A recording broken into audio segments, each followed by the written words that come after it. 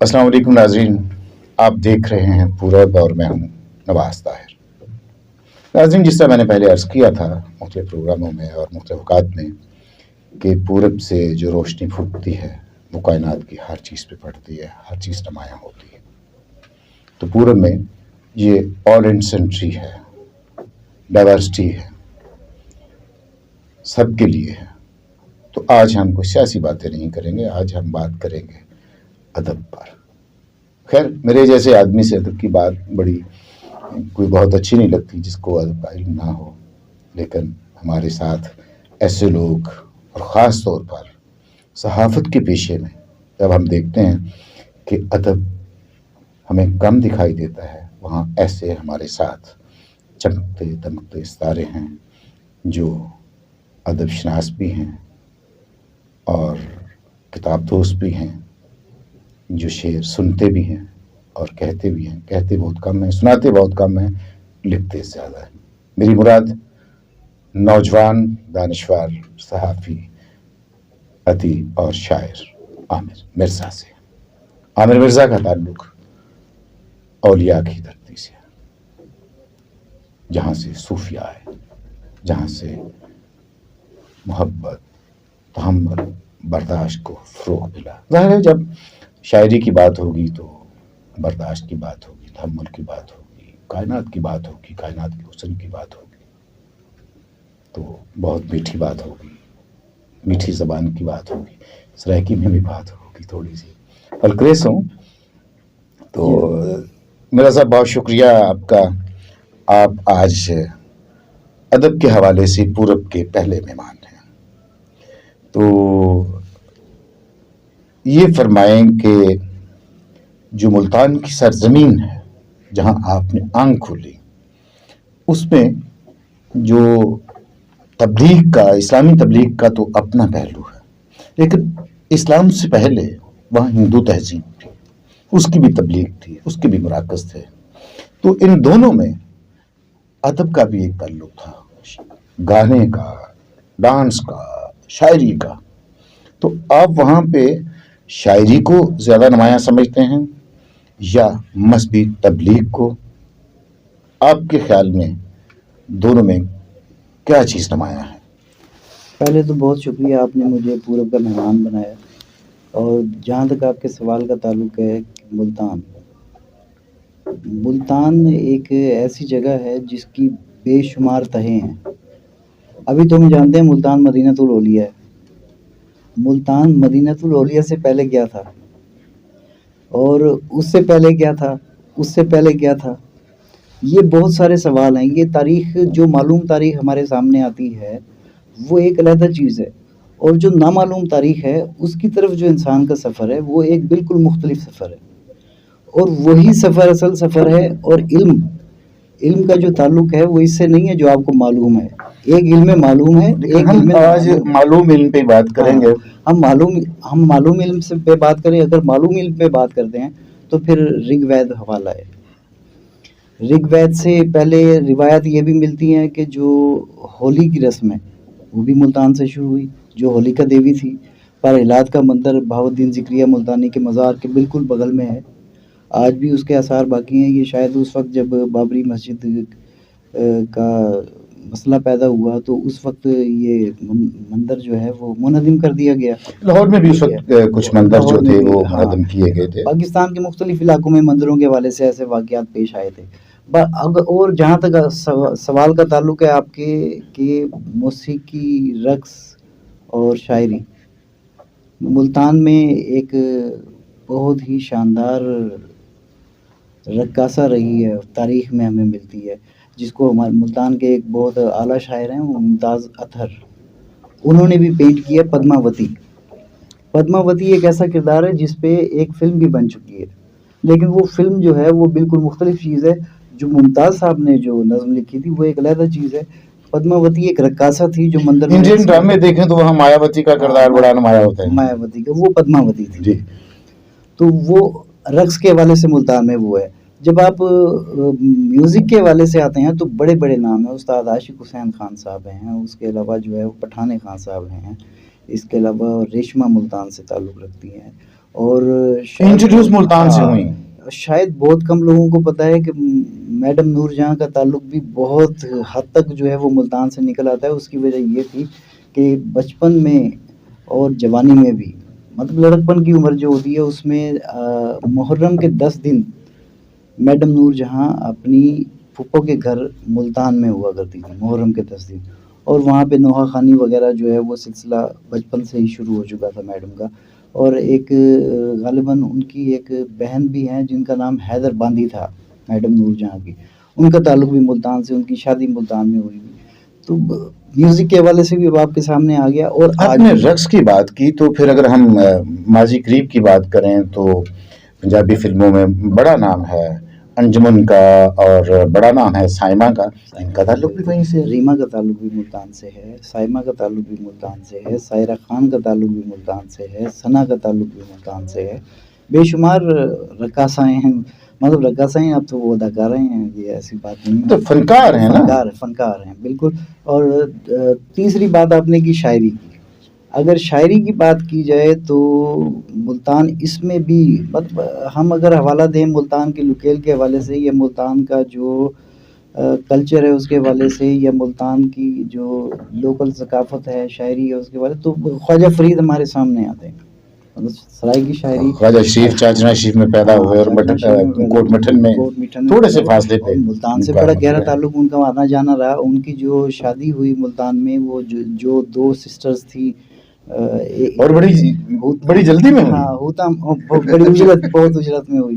وہ ایک کا نام تھا ہوتا مائی، ایک کا نام تھا فضلہ مائی.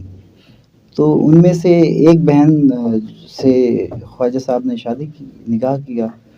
تو ویسے تو خواجہ صاحب کی بہت ساری شادیاں ہیں، لیکن یہ ملتان کے حوالے سے خواجہ صاحب کی یہ یادگار ایک مجھے چیز یاد آ گئی.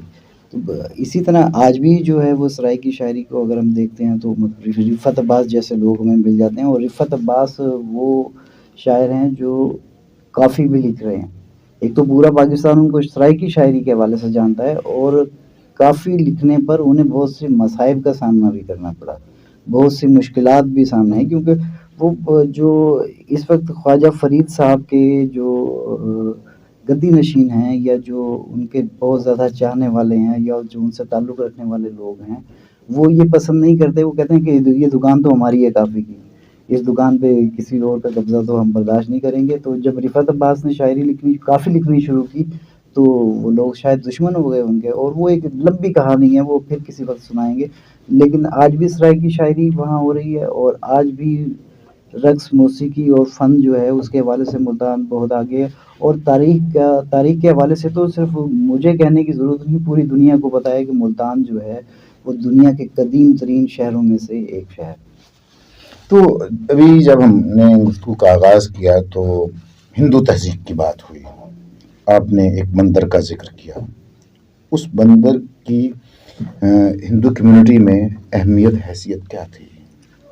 وہ کہا یہ جاتا ہے، جو روایات میں ملتا ہے، یہ جو کتابوں میں، یا جہاں تک میری معلومات ہے اور میں جہاں تک میں نے پڑھا ہے، اس میں یہ ہے کہ پرہلاد مندر جو ہے وہ اس کی ایسے ہی حیثیت ہے جیسے ہمارے ہاں بہت ہی اہم مقدس مقامات کی ہے. وہ اہم مقدس مقامات جو بھی ہیں وہ سب کو پتہ ہے مسلمانوں میں. تو ملتان میں جو پرہلاد مندر تھا، وہ کہا جاتا ہے کہ ہرنکیشپ جو برہما کا جو پوتا تھا اس کا بیٹا پرہلاد تھا. اور یہ بھی کہا جاتا ہے، بعض لوگ تو یہاں تک کہتے ہیں کہ وہ خطے کا پہلا توحید پرست تھا. یہ لکھا ہے بہت سارے لوگوں نے، جو ہے وہ اپنی کتاب میں لکھا ہے. کیونکہ اس کا جو باپ تھا پرہلاد کا، ہرنکیشپ، وہ بہت ہی ظالم آدمی تھا. اور اگر اسی میں تاریخ میں ہم جائیں گے تو یہ اس وقت ہندو مذہب نہیں تھا. اب ہم یہ سارا یہ مندروں، جب بھی مندر ہمارے سامنے آتا ہے تو ہم یہ تصور کرتے ہیں کہ یہ ہندوؤں سے ریلیٹڈ ہے، یہ ہندوؤں سے اس کا تعلق ہے. نہیں، ہندوؤں کے اندر بھی بہت سارے مذاہب ہیں، فرقے نہیں، مذاہب. مطلب ہندو بالکل ایک علیحدہ چیز ہے، جین مت ایک علیحدہ چیز ہے، بدھ مت ایک علیحدہ چیز ہے. بالکل یہ مذاہب علیحدہ، عقیدے علیحدہ ہیں، عقائد علیحدہ ہیں. تو اسی طرح جو پرہلاد تھا، اس نے اپنے باپ سے، ہرنکیشپ جس کا نام تھا، اس سے اختلاف کیا، اور بچپن سے ہی یہ اختلاف شروع کر دیا.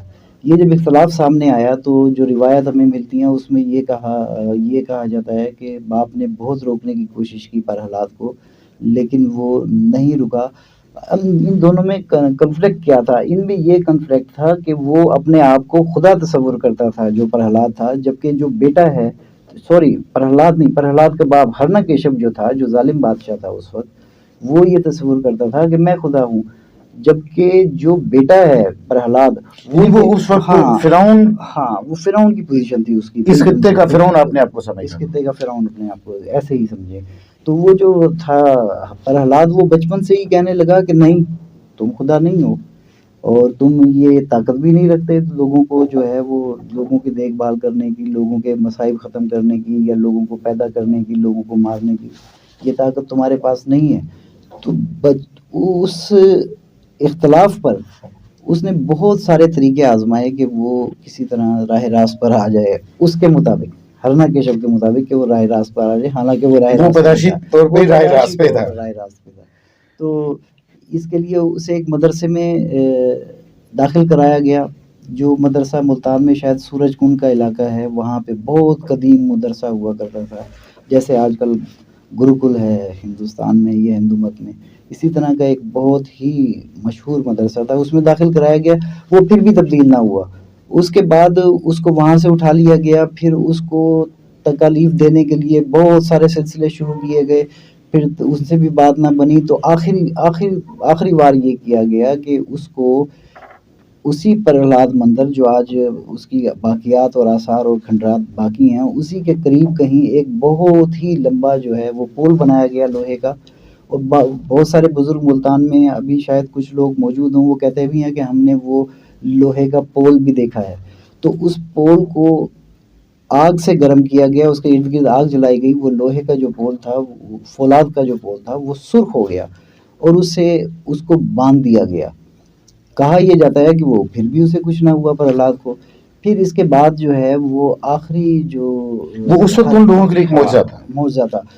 پھر اس کے بعد آخری حربے کے طور پہ یہ کیا گیا کہ ہولیکا، جو ہرناکیشب کی بہن تھی اور پرہلاد کی پھوپھی تھی، اس کو کہا گیا کہ ہم آگ دہکاتے ہیں یہاں پر، اور تم اس کو اس آگ میں اپنے ساتھ لے کر کود جاؤ تاکہ یہ ختم ہو جائے۔ اچھا، وہ اس کو کیوں کہا گیا کہ آگ میں لے کر کود جاؤ؟ اس کا یہ کہ اس نے اپنی تپسیا سے یا اپنی ریاضت سے آگ پر ایسا قابو پا لیا تھا ہولیکا نے کہ اس کو آگ اثر نہیں کر سکتی تھی، آگ اثر نہیں کرتی تھی۔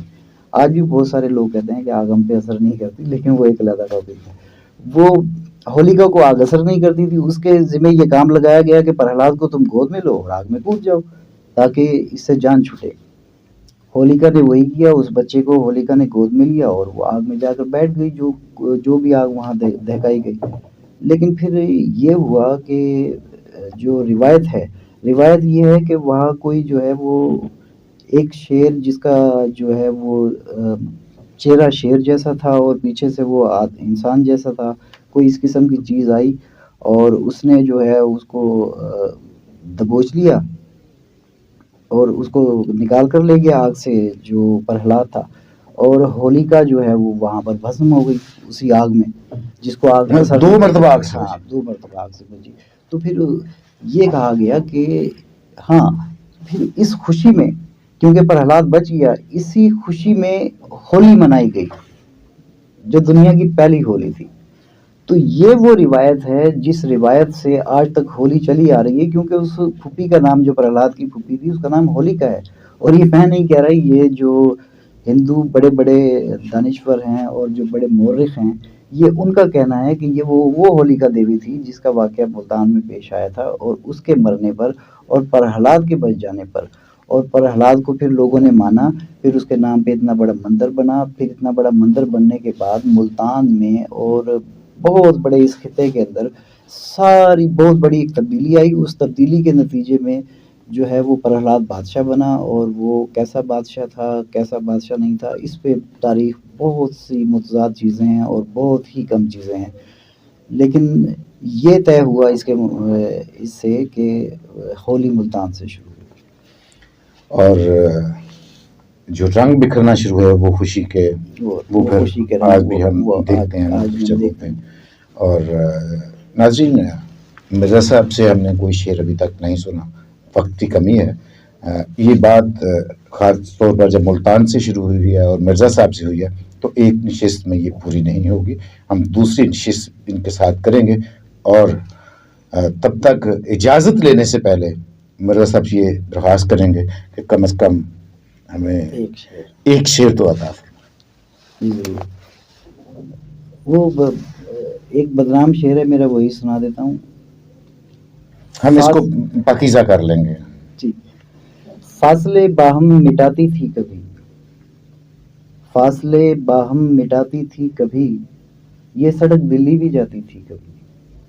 بہت خوب جی مرزا صاحب، یہ تو ہم اب چاہتے ہیں کہ ایک پاکیزہ شعر بھی سنایا. یہ تو فاصلوں کی بات ہے نا، دلوں کو قریب لانے کے بارے میں. دلوں کو قریب لانے، حسرت، امید، خواہش. وہ سنا دیتے ہیں. دور رہنا اس عاشقی سے میاں، دور رہنا اس عاشقی سے میاں، غم گزرتا ہے اس گلی سے میاں. بہت خوب جی. اور بات ملتان کی اور سرائکی کی نہ ہو تو ایسا تو ہو نہیں سکتا کہ آپ کو کوئی سرائکی شعر یاد نہ ہو، خواجہ غلام فرید کی کوئی شعر یاد نہ ہو. قسم سے یاد نہیں ہے. یہ آپ ایسے نہ کریں. ہاں مجھے رفت عباس صاحب کا ایک شعر یاد آ رہا ہے، وہ میں سنا دیتا ہوں.